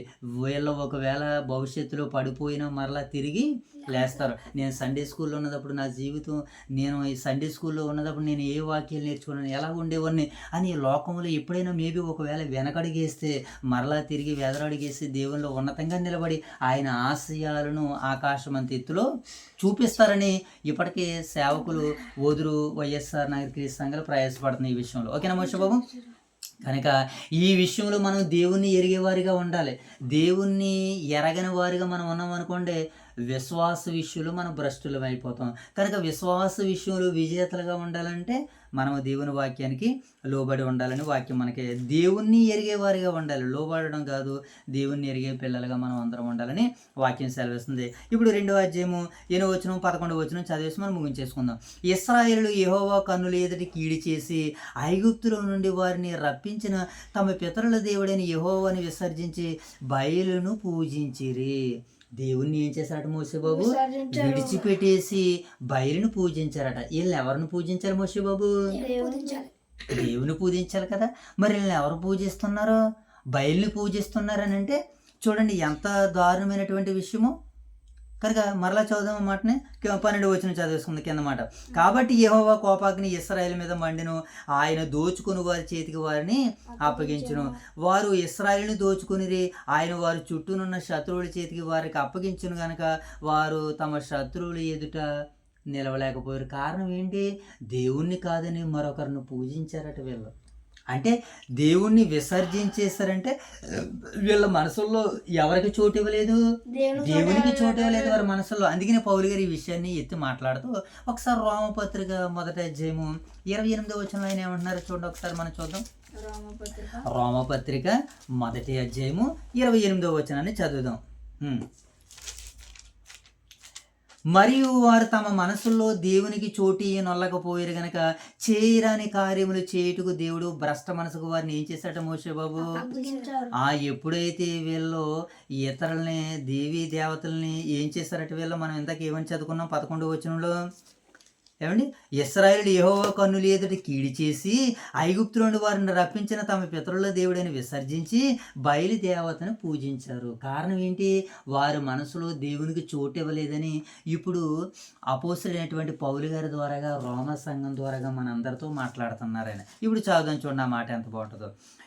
మరియు వారు తమ మనసులో దేవునికి చోటు నొల్లకపోయారు గనక చేయరాని కార్యములు చేయుటకు దేవుడు భ్రష్ట మనసుకు వారిని ఏం చేశాడని మోషే బాబు? Very good. అట్టి వారు సమస్తమైన దుర్నీతి చేతను, దుష్టత్వము చేతను, లోభము చేతను, ఈర్ష్య చేతను నిండుకొని వారై మత్సరము, నరహత్య, కలహము, కపటము, వైరమని వాటితో నిండిన వారే కొండిగాండ్రను, అపవాదకులను, దేవదేశకులను, హింసకులను, అహంకారులను, బింకములాడువారును, చెడ్డవాటిని కల్పించిన వారును, తల్లిదండ్రులకు అవిధేయులను, అవివేకులను, మాట తప్పువారు, అనురాగరహితులు. అంటే దేవుణ్ణి ఒక్కసారి మనము ఎరగని వారమై ఉన్నామనుకోండి, ఎలాంటి కార్యాలు చేస్తామంటే చూడండి. ఏమండి, ఎలాంటి కార్యాలు అంటే మనం ఊహించుకోవడానికి భయం వేస్తుంది. అంటే ఎలాంటి పనులు చేసి దేవుణ్ణి ఎరగమన్నట్టుగా ఉంటారో, దేవుణ్ణి కాదని వేరే వారిని పూజించడానికే ఇక్కడ పౌలు గారు ఏమన్నారంటే భ్రష్ట మనసు వారికి ఇచ్చేసారట. భ్రష్ట మనసు ఇస్తే ఎలా మోషే బాబు? ఏమండి, సౌలు రాజు దేవుని యొక్క చిత్తాన్ని నెరవేరుస్తున్నాడు. ఒక అసూయ అనేటువంటిది వచ్చింది, చిన్నవాడి మీద అసూయ పడుతున్నాడు. అప్పుడు పరిశుద్ధాత్మ మనలో ఉన్నటువంటి దేహోవ ఆత్మ వెళ్ళిపోయి యెహోవా సన్నిధిలోంచి ఏం ఆత్మ వచ్చింది? మళ్ళీ ఇతనికి దురాత్మ వచ్చింది. చూసారా? అంటే దేవుడు పనికిరానకుండా ఒకవేళ నిన్ను నన్ను మోసేవో, ఒకవేళ దేవుడు అలా చేస్తే మన పరిస్థితి ఏమైపోతుంది? భ్రష్ట మనసుకు మనల్ని అప్పగించేసాడు జైతల్లి దేవుడు. మనం ఏమైపోతాం? మన కుటుంబం ఏమైపోతుంది? భ్రష్టత్వం అయిపోమనుకోండి, మన సమాధులు అయిపోమనుకోండి, మన తరం నుంచి వచ్చినటువంటి బిడ్డలు మరి దేవుని మరలా ఎలా తెలుసుకుంటారు? ఎంతో ఘోరానికి వెళ్ళిపోతుందో తెలుసా? అమ్మ బాబోయ్. అంటే ఈ సమయాన్ని బట్టి మనం ఎలా ఉండాలి? దేవుని మాట వినేవారిగా ఉండాలి, దేవుణ్ణి తెలుసుకునేటువంటి వారిగా ఉండాలి. ఇంకా ఎపిసి పత్రికలు ఏమంటున్నారో చూడండి ఈ సందర్భాన్ని బట్టి. ఎపిసి పత్రిక 4వ అధ్యాయం 18, 19 వచనాలు చదువుదాం. ఎపిసి పత్రిక 4వ అధ్యాయము 18, 19 వచనాలు చదువు మోషే బాబు. అక్కడ ఏమని రాయబడింది? వారైతే అంధకారమైన మనసు గలవారే, తమ హృదయ కాఠిన్యము, తమలోనున్న అజ్ఞానము చేత దేవుని వలన కలుగు జీవములను వేరుపరచబడిన వారే, తమ మనస్సాక్షికి కలిగిన వ్యర్థతను అనుసరించి నడుచుకొనిచున్నారు. వారైతే సిగ్గులేని వారై ఉండి నానా విధమైన అపవిత్రతను, అత్యాస జరిగించుటకు తమ్ము తామే ఏమంటే దుష్టత్వానికి, కాముకత్వానికి అప్పగించేసుకున్నారని వాక్యం మనకి సెలవిస్తుంది. కనుక మనం అందరం ఎలాగ ఉండాలంటే, ఆ రోజు మన పూర్వీకులు ఎలాగ ఉన్నారంటే దేవుణ్ణి ఎరగని వారిగా ఉన్నారని వాక్యం మనకి సెలవిస్తుంది. మనం ముగించేసుకుందాం. ఇంకా చివరగా కింద మాటలు మనం చదివేసుకుందాం. వారు యెహోవాను విసర్జించి బయలు, అస్తారోతును పూజించరు. ఎవరట మోషే? ఎవరెవరు పూజించారంట? బయలును, అస్తారోతును పూజించరు. ఇప్పుడు ఈ మాటను బట్టి మనకు అర్థమయ్యేది ఏంటంటే, దేవుని కంటే ఎక్కువగా మనం వేటినైతే ప్రేమిస్తున్నామో అవే మనకి విగ్రహాలుగా మారిపోయినది. ఆ రోజు బయలు, అస్తారోతు విగ్రహాలను పూజించారు వాళ్ళు. ఈరోజు దేవుని కంటే మనం ఎక్కువగా ఏది ప్రేమిస్తున్నాం? శరణి ఎక్కువగా ప్రేమిస్తున్నావా? టీవీలను ఎక్కువగా ప్రేమిస్తున్నావా? వస్త్రాలను ఎక్కువగా ప్రేమిస్తున్నావా? అయితే నీవు కూడా ఏం చేస్తున్నావు అన్నమాట? ఏం చేస్తున్నావు? విగ్రహారాధన చేస్తున్నావు.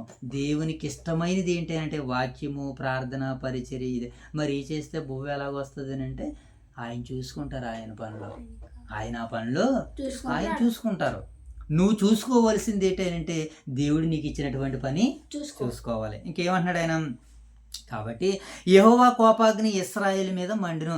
ఏమండి యెహోవా కోపాగ్ని ఏం చేసిందండి మోషే బాబు? ఇశ్రాయేలు మీద మండితే ఏమైపోతారో, ఆయన కోపం వస్తేనే ఏమైపోతారో. దేవుని కోపం వస్తే మనం అందరం ఉండగలమా మోషే బాబు? ఉండలేము. కనుక ఇప్పుడు 16వ వచనం చూద్దాం, చూడండి. 15వ వచనం, యెహోవా వారితో చెప్పినట్లు యెహోవా వారితో ప్రమాణం చేసినట్లు వారు పోయిన ప్రతి స్థలమున వారికి బాధ కలిగజేయుటకు యెహోవా వారికి శత్రువు అయిపోయాడట. ఏనండి దేవుడే శత్రువు అయిపోతే ఇంకేంటి చెప్పండి? ఎవరు శత్రువు అయిపోయారండి మోషే బాబు? దేవుడే శత్రువు అయిపోయాడు. అదే అంటాడు పౌలు గారు, గత కాలం ముందు మనము దేవునికి శత్రువులుగా ఉంటేమని అంటాడు. ఓకేనా? ఇప్పుడు 16వ వచనం చదివేసుకుందాం. మనకి ఎన్ని వచనాలు ఉన్నాయి? ఇంకా ఒక 6 వచనాలు ఉన్నాయి, ముగించేసుకుందాం. ఆ కాలమున యెహోవా వారి కొరకు న్యాయాధిపతులను పుట్టించును, వీరు దోచుకుని వారి చేతిలో నుండి ఇశ్రాయేలును రక్షించిరి. అయితే వారు ఇంకనూ న్యాయాధిపతుల మాట కూడా వినలేదంటే మరి ఏంటి చెప్పండి? తండ్రి చెప్పాడు, పిల్లలు ఏం చేయాలి? వినాలి. వినకుండా చెప్పిన తర్వాత మరలా వదిలిపెట్టి వెళ్ళిపోయామనుకోండి ఎలా ఉంటుంది? నేను చెప్పాను నీళ్ళు పట్టండి అమ్మని, ఈరోజు ఒక్కరోజు అయిపోయింది. చూసారా మరలా వీళ్ళు ఎలా వెళ్ళిపోయారట? అయితే వారు ఇంకా న్యాయాధిపతుల మాట వినక తమ పితరులు యెహోవా ఆజ్ఞలను అనుసరించి నడిచిన మార్గం నుండి త్వరగా తొలగిపోయారట. నిన్నే చెప్పాను, ఈరోజు మీరు ఏం చేయలేకపోయారు, దాన్ని చేయలేకపోయారు. బట్టలు ఉతుక్కోండామని 3 రోజుల మట్టి నుంచి చెబుతున్నాను, మధ్యాహ్నం నుంచి వచ్చేసి, కానీ ఒకరనే చేయగలిగారా? అంటే త్వరగా ఏమవుతున్నారు? నువ్వు ఒకరు చేసావు కనుక రైట్, మంచిది. రేపు మధ్యాహ్నం నుంచి వచ్చాను, కనీసం వాటిని ఏం చేయాలి? తండ్రి చెప్పినటువంటి మాటకే విధేయత చూపాలి పిల్లలు. ఓకేనా? అదే అంటాడు 8వ వచనంలో 18వ వచనం, తమ శత్రువులు తమను బాధింపగా వారు విడిచిన నిట్టూర్పులు యెహోవా విని సంతాపపడి. చూసారా, తన పిల్లలు ఏడిస్తే ఏమైపోతారట? ఈయన సంతాపడిపోతారట. ఏమండి బిడ్డలు ఏడిస్తే ఏ తల్లి తండ్రులకైనా బాధ వేసుకొచ్చేది. అవసరమైతే వారు 7 సముద్రాలు అవతలు ఉన్నా సరే బిడ్డ కంట కన్నీరు పెట్టుకుంటున్నారంటే ఇక్కడికి వచ్చేస్తారు. మొన్న ఒక తల్లి భర్తకు బాగోలేదంటే సముద్రాలు దాటుకుని ఇక్కడ ప్రయాణం చేసుకుని వచ్చేసింది యుద్ధ సమయంలో. అంటే చూడండి ఒకసారి మనం, అంటే భర్తకి కష్టం రాకూడదని. ఓకేనా? అలాగే బిడ్డకి కష్టం వచ్చిన తల్లి ఊరుకోదండి. ఇక్కడ దేవుడు కూడా ఏమన్నాడు చూడండి, ఏమంటున్నాడు? తమ శత్రువులు తమను బాధింపుగా వారు విడిచిన నిట్టూర్పులు యెహోవా విని సంతాపపడి వారి కొరకు న్యాయాధిపతులను పుట్టించాడనంటే దేవుని ప్రేమ ఎంత గొప్పదో చూడండి. ఏమండి మనము దేవునికి మనం లోబడాలి, పూర్తిగా విధేయత చూపాలి, కానీ ఆయన పుట్టించానంటున్నాడు న్యాయాధిపతుల్ని. నీ కొరకు కొన్నింటిని కలిగించలేడా? నీ కొరకు కొన్నింటి ద్వారాలను తెరవలేడా? ఆయన తెరిస్తాడు. ఆయనకి అసాధ్యం అంటూ ఏది లేదు. నువ్వు నమ్మాలి అంతే. ఆయన ఏమంటే వారి కొరకు న్యాయాధిపతులను పుట్టించాడనంటే ఆయన ఏదైనా పుట్టిస్తాడు. ఎడారిలో నీళ్లు పుట్టించాడు ఆయన. ఈ భూమి మీద గుక్కిడి నీళ్ళు నీకు ఇవ్వలేడైనా, గుక్కిడి స్థలాన్ని నీకు ఇవ్వలేడైనా, నువ్వు నమ్మట్లేదు. నువ్వు నమ్ము చూడు. నువ్వు నమ్మితే న్యాయాధిపతులనే పుట్టించాడు ఆయన. కారణం ఆ పిల్లలు నిట్టూర్పులు ఆయనకు వినబడ్డాయి, మూలుగులు విన్నాడు ఆయన, వారి కష్టాలను చూశాడు ఆయన, న్యాయాధిపతులను పుట్టించాడు ఆయన. పుట్టించాడనంటే చూడాలి ఎలాగా. సంసోను తల్లి గర్భంలో ఉన్నాడు. ఆ గర్భంలోనికి పిండ ఆకారం ఇంకా రాకముందే తల్లిని ప్రేరేపించింది. యెహోవా దూత వచ్చి, దేవుని దూత వచ్చి చెప్పింది, అమ్మా నీ గర్భాన్న ఒక కుమారుడు రాబోతున్నాడు, అతడు ఫిలిస్తీయుల చేతిలో నుండి ఇశ్రాయేలుని కాపాడతాడు, రక్షిస్తాడు. అందుకే నేను సంసోన్ని పుట్టిస్తాను అని అన్నాడు. పుట్టించాడు న్యాయాధిపతిని. అలాగే ఇశ్రాయేలులో నుంచి ఫిలిస్తీన్లో నుంచి రక్షించాడు ఇశ్రాయేలు ప్రజలని. తన మరణంతో అప్పటి వరకు చేయలేనటువంటి సాహస కార్యాన్ని చేశాడు ఆయన. ఆయన ఒకవేళ స్త్రీలోలుడైనా సరే దేవుడు తన చిత్తం కొరకు ఆయన మలుచుకున్నాడు, మార్చుకున్నాడు. న్యాయాధిపతిని పుట్టించాడు. ఈరోజు కూడా మిమ్మల్ని పుట్టించుకున్నాడు. ఆయన మహిమ కొరకు మీరు బ్రతకాలి, ఆయన కీర్తి కొరకు మీరు బ్రతకాలి. మిమ్మల్ని అందుకనే పుట్టించుకున్నాడు ఆయన. మిమ్మల్ని అందుకొరకే ఆయన పుట్టించుకున్నాడు. మీ తల్లిదండ్రులు కూడా అందుకొరకే బ్రతుకుతున్నారు. వాళ్ళు మీ తల్లిదండ్రులు కూడా బ్రతికేది ఆ మహాదేవుని సంకల్పాన్ని సంఘం ద్వారాగా నెరవేర్చడానికే మీరు పుట్టారన్నటువంటి విషయాన్ని మీరు జ్ఞాపకం చేసుకోండి. బైబిల్ గ్రంథంలో ఏ తల్లికి ఏ తండ్రికి బిడ్డలు పుట్టారన్న విషయాన్ని దైవ సేవకులు చెబుతున్నప్పుడు మేము మా దేవుని కొరకు మేము పుట్టాము. ఆ రోజు న్యాయాధిపతులు ఇశ్రాయేలును రక్షించడానికి పుట్టారు. ఈ రోజు నశించిపోతున్న ఆత్మల్ని దేవుని దగ్గరికి నడిపించడానికి మీరు పుట్టారు. సంఘంలో పెంచబడుతున్నారు, మీరు పోషింపబడుతున్నారు. ఓకేనా మోషి బాబు? I can understand. Okay, you can understand, I can understand. Okay, ఈ పదాలను మనం నేర్చుకునేటువంటి ప్రయత్నాలు చేద్దాం. ఓకే, చివరిగా మనం ఆ వచనాలు చదివేసి ముగించేసుకుందాం. ఆయా న్యాయాధిపతులకు ఏంటంటే వారిని పుట్టించి ఆయా న్యాయాధిపతులకు తోడయుండి వారి దినములన్నిటిని వారి శత్రువుల చేతుల నుండి ఇశ్రాయేలీయుల్ని ఏం చేశాడట దేవుడు? రక్షించుకున్నాడు. ఎవరి ద్వారాగా? న్యాయాధిపతుల ద్వారాగా తన పిల్లల్ని, తన బిడ్డల్ని రక్షించుకున్నాడు. ఈరోజు మీ ద్వారాగా అనేకులను రక్షించాలనుకుంటున్నాడు. అలా మీరు ఎలా రక్షించగలరంటే క్రీస్తు ప్రభుల వారు మరి మానవాళి కొరకు వచ్చాడు, ఆయన మరణించాడు, తిరిగి లేచాడు. ఆయన యందు నమ్మితే మీ ఆత్మ రక్షింపబడతాది, ఆయన నమ్మకపోతే మీ ఆత్మకు శిక్ష పడుతుందని మీరు స్కూళ్ళల్లోనూ మీరు చదువుతున్నటువంటి చదువుల్లోనూ ఏదో ఒకానొక సమయంలో దీని గురించినటువంటి ప్రస్తావన కలిగి ఉండాలి. 19వ వచనం చూడాలి. మోషే 19వ వచనం చూడగా ఒక్కొక్క న్యాయాధిపతి చనిపోగా వారు వెనకకి తిరిగి మరలా ఇతర దేవతలను అనుసరించి పూజించేటికి వాటికి సాగిలపడుచు ఉండుట వలన తమ క్రియలలోనేమి తమ మూర్ఖ ప్రవర్తనలోనేమి విడవక తమ పూర్వీకుల కంటే మరీ మిగిలి చెడ్డవారైరి.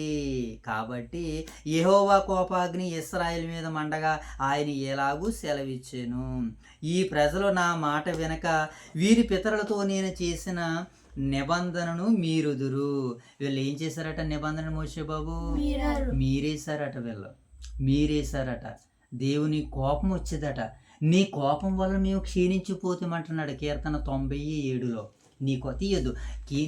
నీ కోపం వల్ల ఏం చేశారట మోషే బాబు? క్షీణించిపోతామంటున్నాడు. 21 కనుక నేను నియమింపబడిన విధిని అనుసరించి వారి పితరులు నడిచినట్లు మీరును యెహోవా విధిని అనుసరించి నడుచుదురో లేదో ఆ జనులను ఇశ్రాయేలును శోధించుటకై యెహోషువ చనిపోయిన కాలమును శేషించిన జనములో ఏ జనమును వారి ఎదుటి నేను వెళ్ళగొట్టను.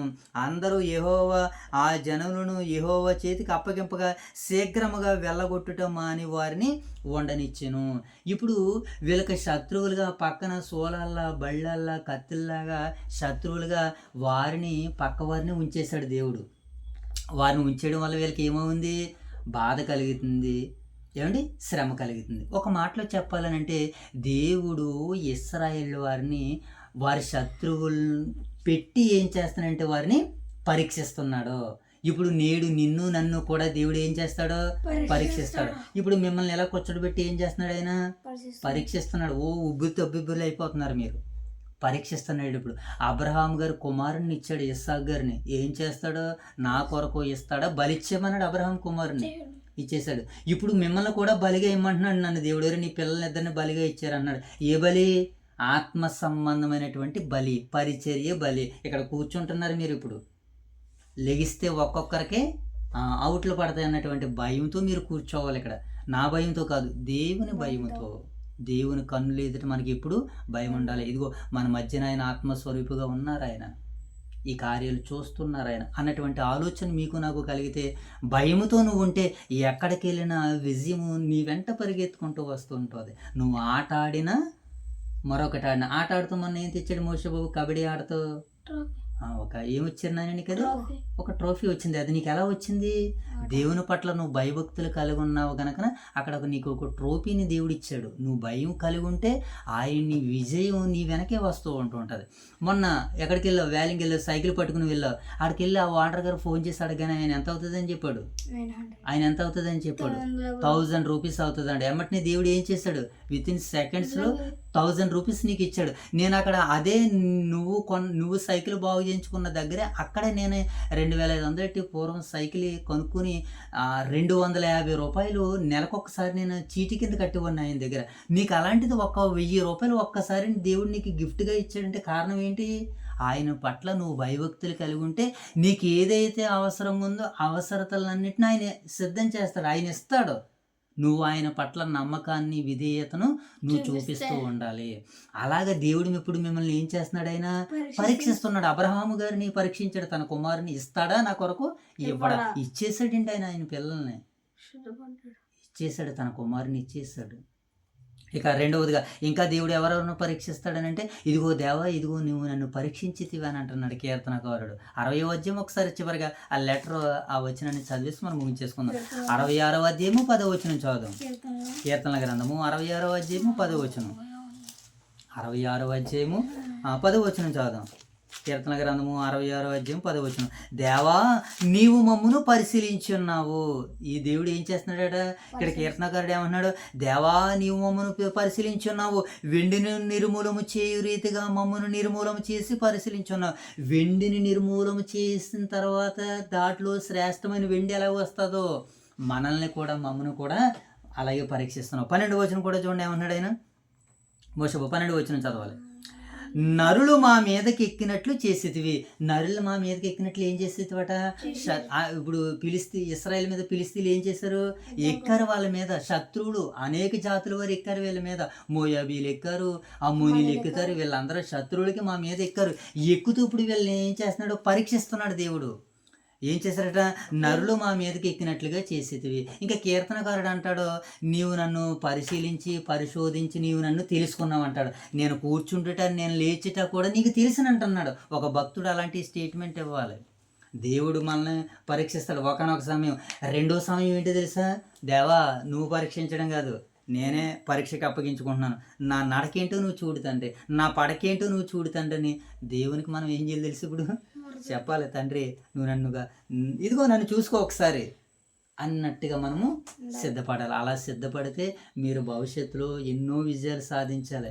ఆ విజయాలన్నీ నీకు బానిసలుగా మారాలి. నువ్వు విజయాలకు బానిసలుగా మారడం కాదు. నేను వస్తాను బాబు, నేను వస్తాను, నా విజయాన్ని పట్టుకొని ఆశీర్వాదాలు మీ వెంట తిరగాలి అని అంటే పునాదులు కుటుంబపు ప్రార్థనలోని మీకు పడాలి. అటు ఈ కుటుంబ భాగ్యాన్ని మరి స్థానిక సంఘం ఓదూరు వైఎస్ఆర్ నగర్ సంఘాల ద్వారాగా దైవ సేవకుల ద్వారాగా ఈ చక్కటి ఆశీర్వాదాన్ని మనం పొందుకోవడానికి మరి దేవతి దేవుడు మనకి ఇచ్చిన ఈ చక్కటి భాగ్యాన్ని బట్టి దేవదేవుని స్తుతిస్తూ మనసారా స్తుతిస్తూ మహిమపరుస్తూ ఇంత చక్కటి అవకాశాన్ని ఇచ్చిన మన స్థానిక సంఘాలని దేవుడు దీవించాలని ఆశీర్వదించాలని, అలాగే సంఘాన్ని నడిపిస్తున్నటువంటి దైవ సేవకుల కుటుంబాలను కూడా మరి దేవుడు మెండుగా ఆశీర్వదించాలని కోరుకుంటూ ప్రార్థనాపూర్వకంగా నేటి పరిచయాన్ని ముగించేసుకుందాం. ఓకేనా మర్చిపోవు? మహాగణుడును మహోన్నతుడును పరిశుద్ధుడును ప్రేమ కలిగిన కృప కలిగిన పరలోకమందున్న కన్న తండ్రి, మీ బంగారు పవిత్ర పాదములకే స్తోత్రాలు. తండ్రి ఈ దినము పరిచర్య నాయన ఆటంకము ఇబ్బంది కలుగుతుందని భయపడ్డాను తండ్రి. భయపడిన విషయాల్లో తండ్రి నా కుమారుడికి నేను బోధించినట్లుగా నాయన తండ్రి విజయాలే బానిసలు అవుతాయని తండ్రి నీ కుమారుడికి ఇదిగో నాయన ఈ చిన్న వయసులోనే తండ్రి కొన్ని విజయాలు నీ కుమారుడు పొందుకొనగలిగాడు. అందును బట్టి నీకు కృతజ్ఞతలు ప్రభువా. అలాగే తండ్రి నాయన విజయాలు మాకు బానిసలు తండ్రి. నాయన నా పని చేసి చూడు నాయన, నీ పని చేస్తానన్నారు. అదే రీతిగా ఈరోజు నాయన నా పనిలో మీ సహాయాన్ని ఇచ్చారు నాయన. నాయన తండ్రి నాకు జ్ఞానోదయాన్ని కలిగించారు తండ్రి, మీకు కృతజ్ఞతలు ప్రభువా. ఈరోజు నాయన ఒడిదుడుకుల్లో ఆనందాన్ని అనుగ్రహించారు, సంతోషాన్ని ఇచ్చారు ప్రభా. ఇది నా వ్యక్తిగత జీవితం తండ్రి. కనుక నాయన ఈ విషయాలు వినబోతున్నటువంటి బిడ్డలకు నాయన ఇది ఒక అనుభవంగా నాయన వారికి నాయన ఒక ఆలోచన కలిగి ఉండాలనేటువంటి రీతిలో ముందుకు నడిపించినందుకే నిన్ను మనసుతో కృతజ్ఞతలు తెలియజేసుకుని ఎంతసేపు నాయన ఓర్పుతో సహనంతో ఉన్నటువంటి నీ బిడ్డలను ఈ మాటలు వినబోతున్నటువంటి నాయన పరిశుద్ధులందరినీ దర్శించండి, దీవించండి, ఆశీర్వదించండి ప్రభా. దీని కొరకు నాయన ఎన్ని క్షణాలు ఎన్ని నిమిషాలు అయితే సమయాన్ని కేటాయిస్తున్నారో వారి జీవితకాలంలో రెట్టింపు దీవెనలు ఆశీర్వాదాలు దినాలుగా నెలలుగా సంవత్సరాలుగా రోజులుగా వారి జీవితకాలంలో నాయన ఆయు ఆరోగ్యాలు అనుగ్రహించమని వేడుకుంటూ ప్రార్థన చేస్తున్నాం తండ్రి. ఎంత గొప్ప పరిచర్యకు మమ్మల్ని వారసులుగా చేసినటువంటి మా యొక్క స్థానిక సంఘ దైవ సేవకులు నాయన రాజు గారిని రాణి గారిని వారి కుమార్తెని దీవించండి, ఆశీర్వదించండి. అలాగే రెండు సంఘాలు ఉన్నటువంటి పరిశుద్ధులను విశ్వాసులందరినీ తమ దయగల చేతులకు అప్పగించుకుంటూ ఇచ్చిన నేటి దినాన్ని బట్టి నాయన మీకే ఘనత మహిమ ప్రభావాలు చెల్లించుకుంటూ ఈ రోజునైనా ప్రధాన కార్యక్రమంలో మీ తోడును మీ క్షేమాన్ని నాయన భద్రతని మాకు దీవెన ఆశీర్వాదాన్ని అనుగ్రహించినందుకు నిన్ను మనసుతో కృతజ్ఞతలు తెలుపుకుంటూ రేపటి వివాహంలోనైనా పరిశుద్ధ కార్యక్రమంలో పరిశుద్ధుల సమక్షంలో ప్రభా మిమ్మల్ని కొనియాడుతుండగా మిమ్మల్ని మహిమపరుస్తుండగా మీ సహాయంతో సహకారంతో మమ్మల్ని నింపమని నడిపించమని వేడుకుంటూ మా రక్షకుడైన యేసుక్రీస్తు వారి నామం పేరిట ప్రాథమిక సమర్పిస్తున్నాం కన్న తండ్రి. ఆమేన్ తండ్రి. అందరికీ వందనాలైనా. అందరికీ వందనాలు. God bless you.